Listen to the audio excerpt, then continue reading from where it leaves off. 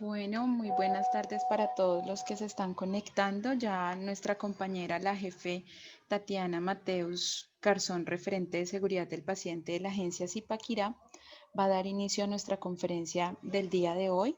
Me voy a permitir compartirles al chat el enlace de asistencia. Es muy importante que también participen en la evaluación, pues será confrontada la información de los enlaces de asistencia y la información del test que se va a realizar al finalizar la capacitación. Los estaré compartiendo en el chat para que por favor los tengan al día y los dejo en compañía de la jefe Tatiana que nos va a presentar el día de hoy esta información tan valiosa e importante para la institución y para todo el personal de enfermería. Si hay dudas o inquietudes, pueden hacerlas en el momento si lo consideran pertinente o escribirlas al chat para que sean revisadas o al finalizar la sesión. Por favor, mantener los micrófonos cerrados para evitar que el ruido nos distraiga un poco de la conferencia. Muchas gracias. Buenas tardes para todos. Buenas tardes, Tatiana, te escuchamos perfectamente. ¿Listo? Vale, jefe, gracias. Bueno, el objetivo del día de hoy es hablarles sobre el plan de contingencia. Este plan de contingencia se dio cuando se inició la pandemia y el objetivo es adoptar y desplegar los lineamientos establecidos por la Organización Mundial de la Salud y el Ministerio de la Protección Social para la atención de pacientes sospechosos y confirmados para COVID. En el momento vamos en versión número 6 del plan de contingencia debido a las modificaciones y a las actualizaciones que se han realizado por medio de la OMS y del Instituto Nacional de Salud de los lineamientos que se dieron. Eh, Al iniciar empezamos básicamente con educar a la población sobre el lavado de manos, sobre cubrir la nariz. Iniciamos poniéndonos todos el tapaboca, incrementamos la limpieza y desinfección de todas las áreas, la ventilación, se redujeron las actividades en familia y las actividades grupales. Se pretende cambiar muchos hábitos de vida saludable y lo más importante, informar y capacitar a todo el personal. Con eso básicamente iniciamos en la agencia, entonces empezamos a educar a la población, a nuestros pacientes, a nuestros familiares y a los colaboradores sobre la importancia del lavado de manos y la frecuencia en que hacíamos este lavado de manos. Empezamos a hacer simulacros sobre atención en paciente COVID y retiro y postura de elementos de protección personal. Al igual iniciamos con el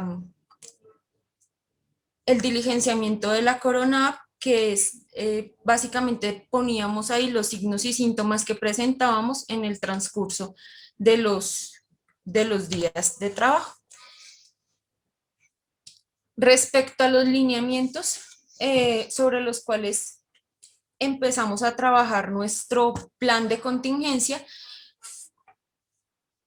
el primero fue el manual de lineamientos base para la formulación de definiciones en caso de vigilancia en salud pública para la aplicación de COVID-19. La última actualización se dio en octubre del 2020. En esta básicamente lo que hacíamos o lo que se hizo fue recoger las definiciones de caso internacionales y el Instituto Nacional de Salud las reorganizó. Extrajo de estas los criterios, factores de riesgo y la vulnerabilidad.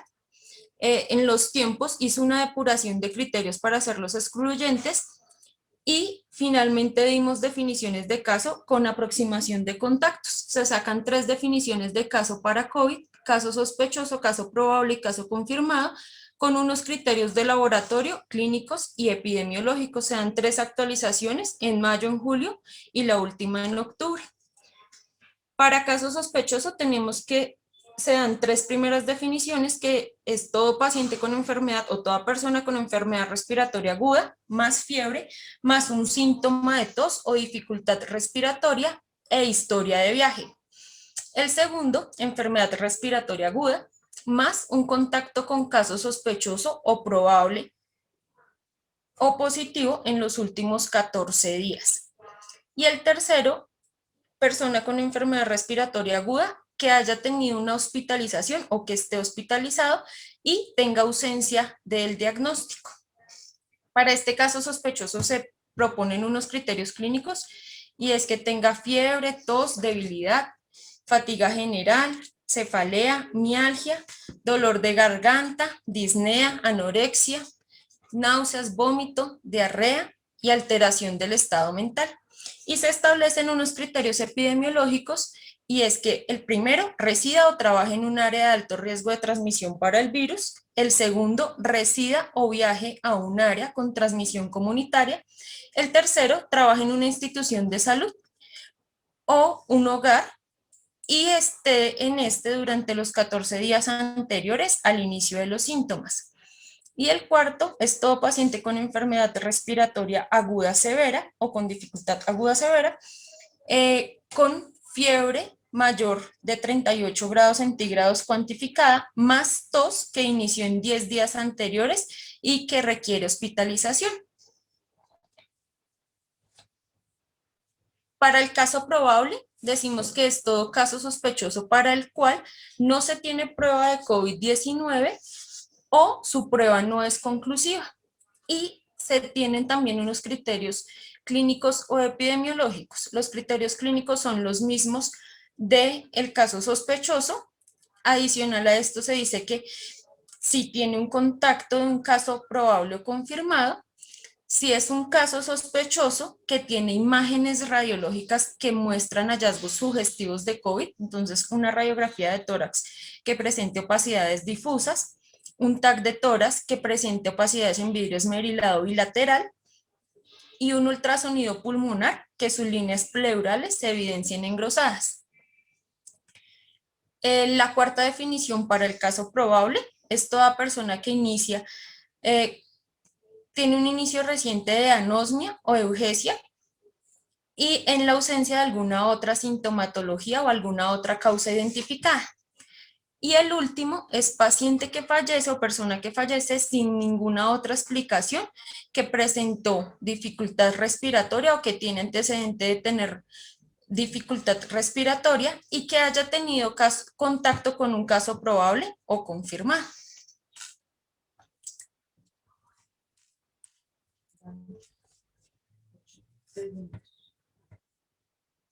Y caso confirmado, tenemos que el lineamiento dice que es toda persona que fue diagnosticado en algún momento como probable o sospechoso, pero que tiene una prueba confirmatoria de laboratorio. Dentro de los lineamientos y dentro del último lineamiento, que es el de octubre, nos dice que los criterios clínicos y los criterios epidemiológicos no son exclusivos de confirmación del COVID-19. Es necesario que la persona tenga una prueba de laboratorio confirmada para poder confirmar el caso y que adicional presente criterios epidemiológicos dentro de los cuales nos dice que tenga una atención clínica sin elementos de protección personal, que tenga contacto estrecho con persona positiva, que tenga exposición no protegida con espacio de distancia menos a 2 metros por más de 15 minutos hasta 14 días antes y que presente exposición a aerosoles sin elementos de protección personal. Dentro de los síntomas respiratorios que vamos a encontrar en el paciente con COVID está falla respiratoria, fiebre mayor a 38 grados centígrados, tos, sensación de fatiga, expectoración, dificultad respiratoria con disnea o taquipnea mayor a 30 respiraciones por minuto, dolor de garganta, rinorrea, saturaciones menores a 93% en reposo y una PAFI menor o igual a 300. Y podemos encontrar también unos síntomas y signos extrarrespiratorios, como son conjuntivitis aguda, anosmia, hiposmia, eugesia, disgeusia, pérdida de disconfort auditivo, síntomas gastrointestinales, entre los cuales está diarrea, anorexia, náuseas y vómito, dolor o malestar abdominal, síntomas urinarios generalmente cistitis, lesión renal aguda. A nivel neurológico se pueden presentar convulsiones, vértigo, cefalea, lesiones musculares esqueléticas y alteración del estado de conciencia. A nivel neurológico se puede presentar enfermedad cerebrovascular aguda, ataxia, meningoencefalitis, síndrome de Guillain-Barré y alteraciones del estado de conciencia. Además puede presentar mialgias, shock y falla orgánica multisistémica, lesión cardíaca aguda, falla cardíaca, arritmias, shock, miocarditis aguda o presión torácica. Pueden presentar compromiso hepático. A nivel de piel se pueden presentar rash y vesículas, y a nivel hematológico coagulación o eventos relacionados con esto. También se presentan unos signos a nivel del laboratorio y de las pruebas no etiológicas, y está disminución de la albúmina, aumento de la PCR, aumento del LDH, trombocitosis, linfopenia, aumento de la interleucina, leucopenia, leucocitosis, neutrofilia, trombocitopenia, aumento del dímero D, ferritina, disminución de T3 y T4 y troponinas positivas. A nivel radiológico pulmonar y no pulmonar, el paciente con COVID presenta opacidad en vidrio esmerilado, consolidaciones y compromiso bilateral. Dentro de los lineamientos, al inicio se decía que todo paciente recuperado era aquel que tenía una prueba negativa. Ya para este último lineamiento, el modelo como tal define al paciente recuperado como aquel individuo que ya no es susceptible, no es infeccioso susceptible, y que ha sobrevivido. Y lo define también en un rango como este paciente que en sus últimos 3 días a 42 no presentó inicio de sintomatología. Más claro, nos lo muestra la OMS diciendo que todo paciente con 10 días de inicio de su sintomatología y en los últimos 3 no ha presentado ninguna sintomatología respiratoria, es el paciente considerado respiratorio y ya no se requiere de una prueba negativa para decir que el paciente es recuperado.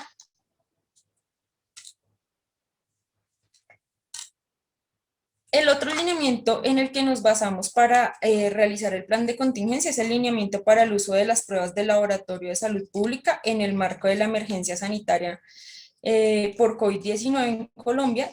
Tuvo también su actualización en octubre del 2020, y en este nos dice que claramente no se ha establecido la dinámica de la producción y excreción de los antígenos, por lo cual un resultado negativo no es confirmatorio para o no es claro para descartar un caso de COVID-19. Hay que tener otros criterios en cuenta que fueron los que ya nombramos arriba. Y nos da unas fases de la enfermedad. Entonces nos dice que hay una fase asintomática que en promedio está entre el día 4 y 7, seguida de una fase aguda sintomática que en promedio dura del día 10 al 12. Luego se da una respuesta inmunológica humoral con producción de anticuerpos IgG y IgM que se da entre el día 10 al 12 después del inicio de los síntomas. Y es por esto que nos dan 3 tipos de pruebas. Entonces, las pruebas basadas en la detección de antígenos son las que identifican las partículas o fracciones proteicas del agente etiológico y son las que más alta sensibilidad y especificidad tienen, las que la OMS y la OPS autorizan para confirmar el diagnóstico. También están las pruebas basadas en la detección de los anticuerpos y se dice que el IgG y el IgM se pueden detectar únicamente después de la seroconversión, durante toda la fase humoral y después de la recuperación en pacientes que sobreviven. Y tenemos las pruebas rápidas, que son pruebas basadas en antígeno o en anticuerpo y pruebas rápidas moleculares. La PCR, que es nuestra prueba de elección, es la prueba gold estándar para el diagnóstico del SARS-CoV. Tiene unas ventajas y es que tiene alta sensibilidad y especificidad. Tiene algunas limitaciones y es que no diferencia cuando el virus está activo o es inefectivo. Adicional, tiene un tiempo de resultado mucho más largo que las otras pruebas, ya que requiere de un laboratorio de tecnología y de personal especializado para su resultado. Se pueden presentar falsos negativos con la toma de esta prueba cuando se hace 11 días después de la aparición de los síntomas, ya que los lineamientos dicen que en este momento se disminuye ostensiblemente la cantidad del virus presente. Se pueden dar falsos negativos también por el procesamiento inadecuado de las muestras o por la por las fallas en la ejecución del método eh, del procesamiento.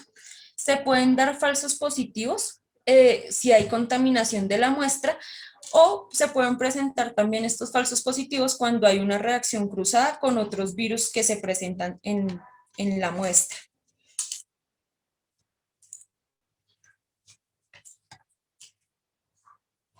Las pruebas de antígeno tienen unas ventajas y es que son mucho más rápidas que las PCR, son más económicas y facilita su realización de grandes volúmenes, ya que estas se pueden realizar dentro o fuera del laboratorio según lo decida el fabricante y su resultado va a ser cualitativo, tipo sí o no, no vamos a tener una cantidad presente del virus. Tiene una limitación y es que tiene la capacidad o la probabilidad de dar falsos positivos y falsos negativos. Tiene menor especificidad que las pruebas PCR.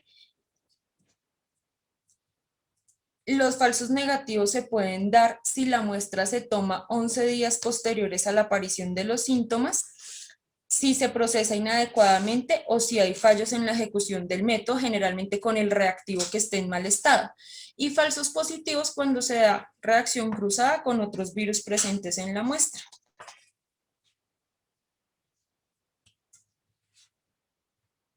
Las pruebas serológicas tienen unas ventajas y es que se tiene mayor rapidez con estas, son mucho más económicas, facilitan su realización en grandes volúmenes y se pueden realizar fuera del laboratorio, no requieren ni equipamiento ni infraestructura específica para realizarlas.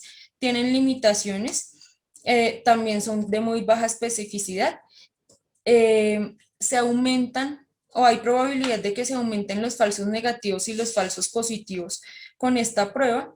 Su respuesta también es cualitativa, tipo sí o no, y no se da la cantidad presente del virus, debido a que aún no se encuentra un estudio del comportamiento del virus, entonces hace falta, o hay muy pocos estudios, hace falta desarrollo tecnológico de los fabricantes para ofertar pruebas serológicas que realmente tengan valores de sensibilidad y especificidad requeridos para este tipo de virus. Se pueden presentar falsos negativos si la prueba se toma antes de los 11 días de la aparición de los síntomas, si se toma en pacientes asintomáticos que no desarrollen respuesta inmune y por el procesamiento.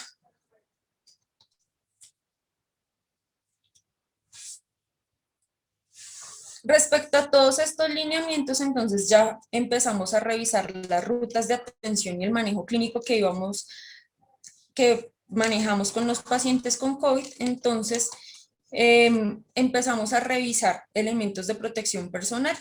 Ese es uno de los motivos por lo cual el plan de contingencia ya va en versión 6, porque al inicio teníamos trajes, teníamos escafandras, polainas largas para como vestido para ingresar a las UCIs. El último lineamiento que es tomado del Ministerio de Salud y de la Asociación Colombiana de Infectología nos dice o nos da criterios dependiendo de la estancia en donde estemos y de la profesión que tengamos. Nos da elementos de protección para usar en la UCI, importante la higiene de manos, el gorro quirúrgico, el respirador N95, mascarilla quirúrgica, monogafas, careta, vestido quirúrgico uniforme, bata antifluidos, los guantes, polainas o calzado especial, peto delantal y escafandra desechable.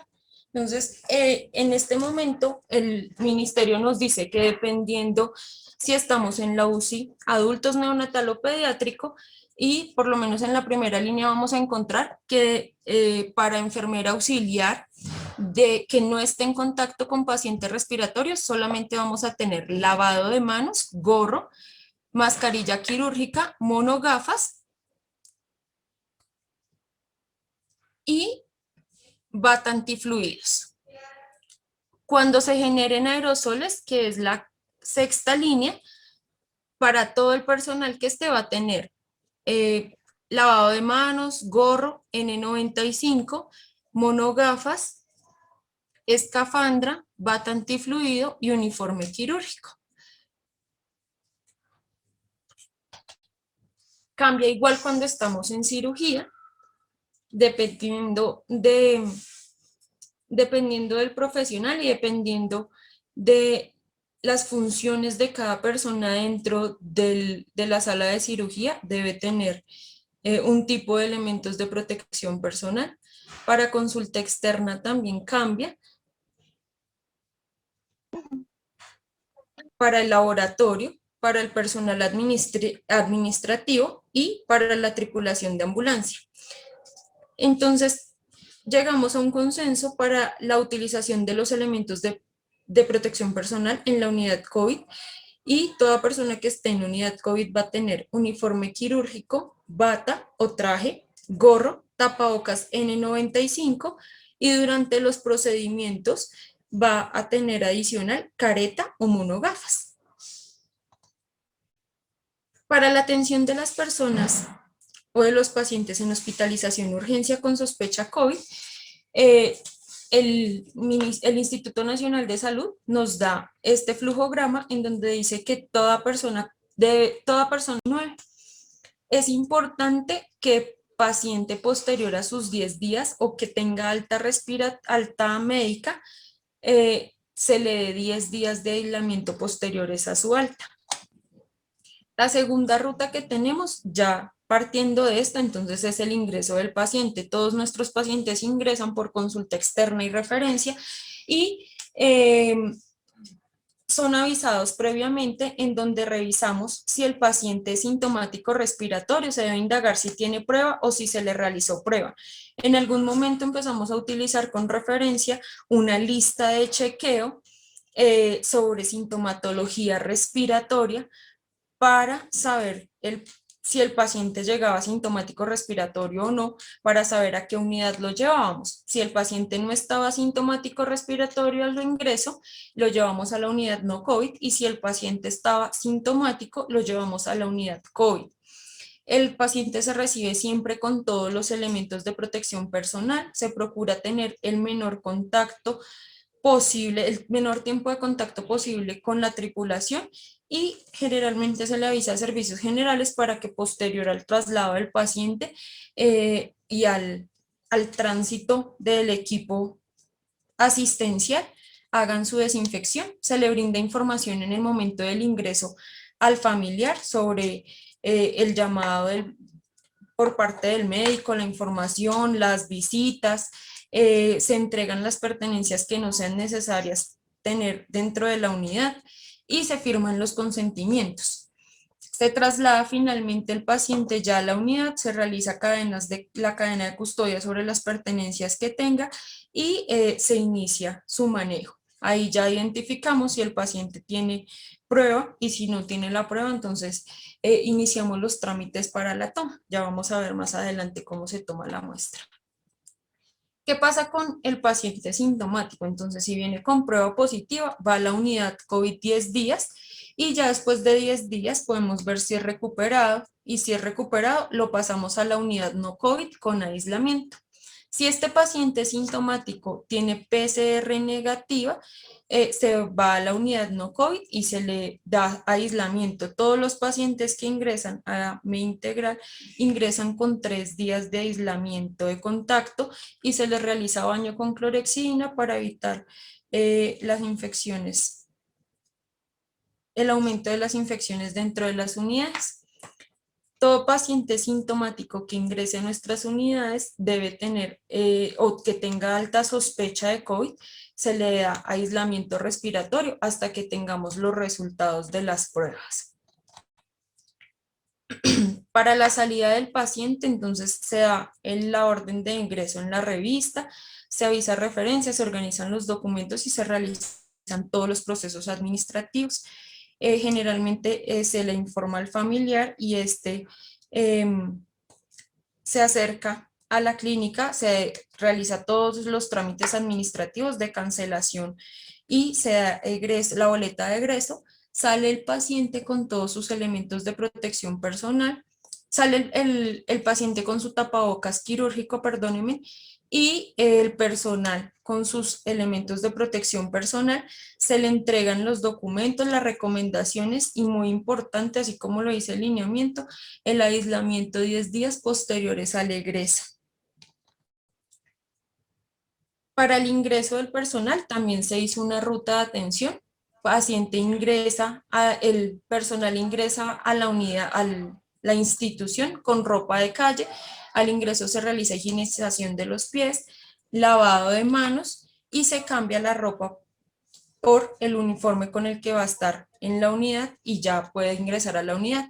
Igual pasa con las personas que no están en la unidad y que que ingresan a la clínica. Entonces se hace higienización de los pies, lavado de manos y ahí sí posterior pueden ingresar a la clínica.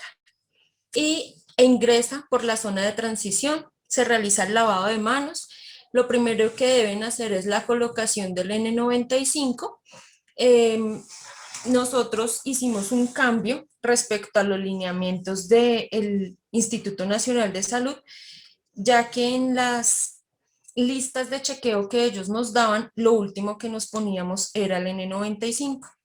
Nosotros cambiamos esta lista de chequeo y pusimos que lo primero que íbamos a hacer era proteger nuestra vía aérea con la colocación del N95. Posterior se coloca el gorro y se coloca el traje o la bata.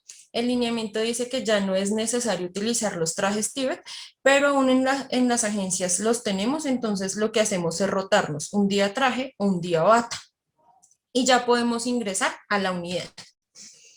Para salir de la unidad, lo primero que debemos hacer es lavarnos las manos, vamos a retirar el gorro, retiramos luego nuestra bata o nuestro traje, procurando no tocar nuestra cara con los codos o los brazos, realizamos un nuevo lavado de manos, nos retiramos el N95, realizamos lavado de manos, ponemos la mascarilla quirúrgica y podemos transitar por la salida de la unidad, que en el caso de nosotros son las escaleras de emergencia. Como opcional, tenemos que, si el personal asistencial desea bañarse al salir de la unidad, se tiene destinado un baño para que se realice este baño del personal.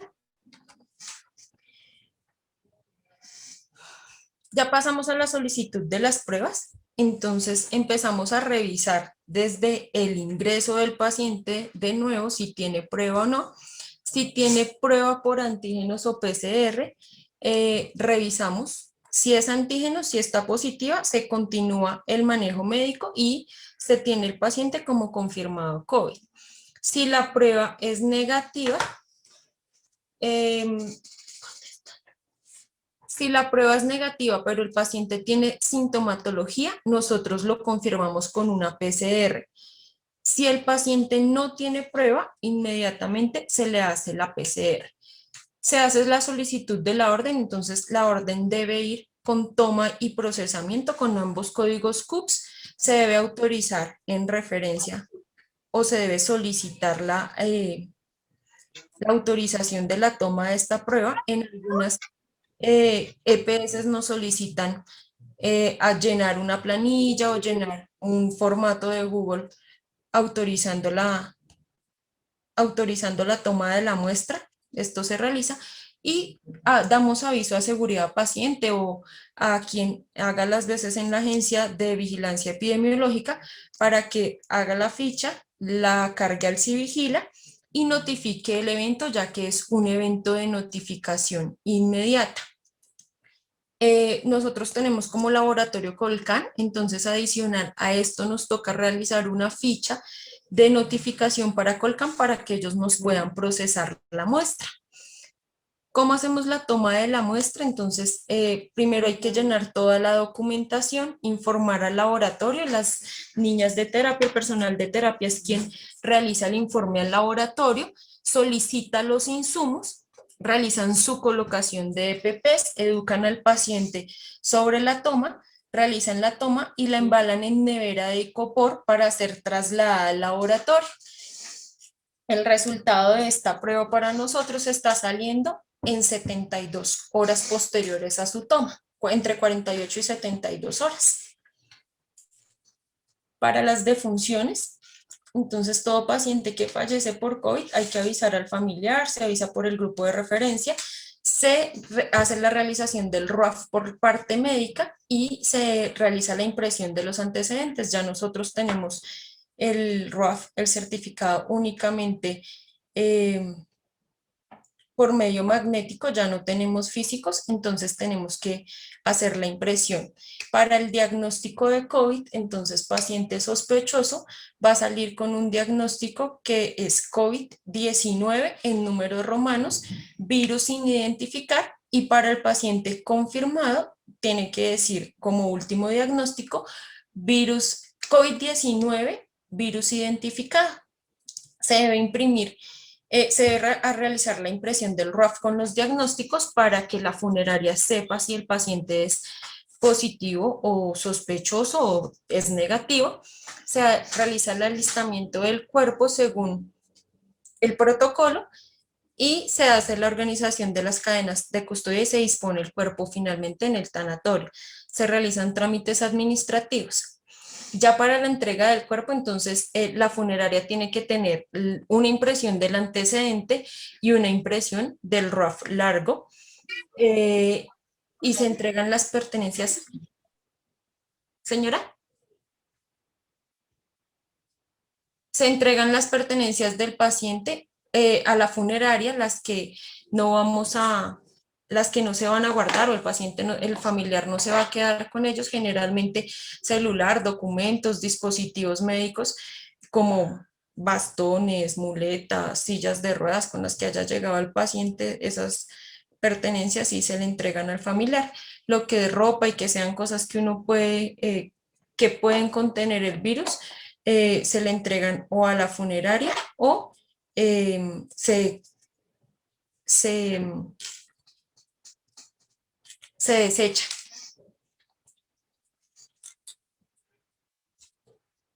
El plan de contingencia, dentro del plan de contingencia hicimos adopción al protocolo de manejo de cadáver del Instituto Nacional. Entonces nos dice que no debemos retirar ningún dispositivo, que se deben cubrir todos los orificios y dispositivos con algodón, se debe aspersar el cuerpo con fórmula 55, se embala en una sábana desechable o la sábana que tenga el paciente, se pone en 2 bolsas para cadáver, se pone en la primera bolsa para cadáver, se aspersa y se pone en una segunda bolsa para cadáver y posterior a esto la bolsa se marca con los datos del paciente, nombre, número de documento, EPS. Respecto a las desinfecciones, se cambia también el manual de limpieza y desinfección, entonces las desinfecciones terminales se aumenta su frecuencia 2 veces por semana. Para las limpiezas, las superficies de alto toque, se aumenta la limpieza de estas 4 veces al día y posterior al tránsito, el transporte de pacientes dentro de la agencia, Servicios Generales debe ir haciendo limpieza. Para los residuos, toda la unidad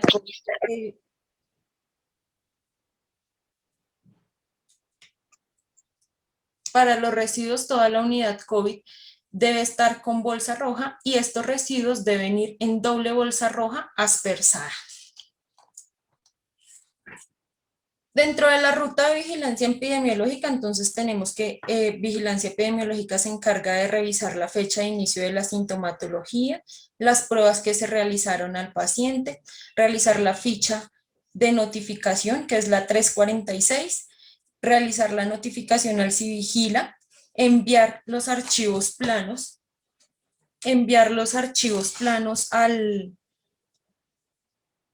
la Secretaría de Salud de la notificación inmediata y actualizar la base de datos. Tenemos una base de datos en donde ponemos qué pacientes atendimos, cuáles de estos son sospechosos, cuáles son positivos y finalmente cuando tengamos el resultado de las pruebas, hacemos ajuste a la notificación. Dentro de las estrategias de la vigilancia epidemiológica, empezamos a realizar la valla institucional que realizamos para todas las personas que ingresan a la institución, encuesta de signos y síntomas al ingreso a la institución y lavado de manos. Para todas las agencias de Integral, iniciamos con el diligenciamiento de la encuesta para las personas asistenciales 2 veces al día, que es por un formato de Google, y para el personal asistencial una vez. Realizamos seguimiento a síntomas y contactos de este personal y de las personas también que salían de la clínica. Se realizaba por correo, por teléfono o vía WhatsApp. Y para el personal pueden se hace el seguimiento también por medio de la Oficina de Seguridad y Salud en el Trabajo o Seguridad del Paciente. Y realizamos un boletín epidemiológico. Todas las agencias enviamos a diario el informe de cuántos pacientes tenemos, cuántos hemos visto, cuántos son positivos, cuántos sospechosos, cuántos negativos. Y la jefe María de los Ángeles de la agencia de Manizales se encarga de realizar el mapa de las agencias. Les quedo debiendo la foto del mapa porque lo tenemos desactualizado un poquito, entonces no copié la de hoy precisamente. Pero diario nosotros de todas las agencias sabemos la cantidad de pacientes que hemos tenido, cuántos están en unidad de cuidados intensivos, cuáles en intermedios y cuántos sospechosos. Este es el formato de seguimiento a síntomas diario que se realiza al ingreso de la agencia. Se registra la hora, la fecha de ingreso y la persona firma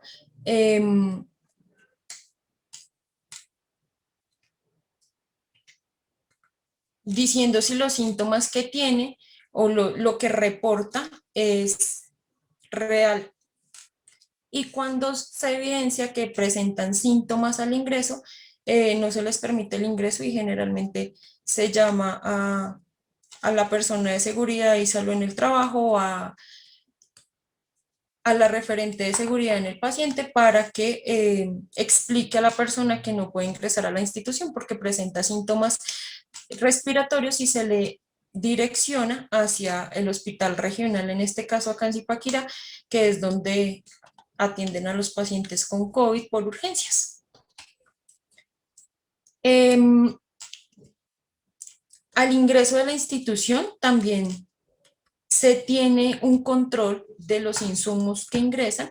El Ministerio de Salud también sacó esta plantilla en donde dice que debemos tener control de todos los insumos que ingresan a la clínica. Entonces, se realiza un seguimiento por medio de esta planilla en donde sabemos que ingresa a la clínica, previamente se le hace aspersión y sabemos de dónde viene y quién lo recibe. Es el lineamiento que nos da el ministerio. Respecto a las visitas e información, entonces la unidad COVID no tenemos acompañamiento durante la estancia hospitalaria de familiares y diariamente se realiza llamada por parte del médico en el horario de la tarde para dar informe del tratamiento del paciente, del estado del paciente, y la psicóloga o enfermería realizan videollamadas para que el paciente se pueda comunicar con su familiar. Estas videollamadas también se realizan cuando el paciente está ventilado para que los familiares puedan ver a su paciente. En la unidad COVID sí se reciben visitas, pero se disminuyó El horario, teníamos visitas 2 veces al día, en este momento solamente están una vez al día a las 3 de la tarde y se respetan unos criterios que se dieron que es paciente, no puede ingresar ninguna persona que sea mayor de 60 años, que tenga sintomatología respiratoria, que haya tenido diagnóstico de COVID en los últimos 14 días o que haya tenido contacto con persona confirmada. Por eso es que al inicio se diligencia la base anterior que les mostré. Y dentro de todo el plan de contingencia, empezamos a hablar de vacunación. La agencia Media Integral ya tiene, Zipaquirá tiene el 90% de su población vacunada. Hace 8 días tuvimos la vacunación, ya el 90% estamos vacunados, se presentaron sintomatología, generalmente la sintomatología de la vacuna, nos vacunaron con la vacuna de Pfizer, presentamos sintomatología de dolor de cabeza, malestar general, náuseas, en algunos casos vómito y mareo.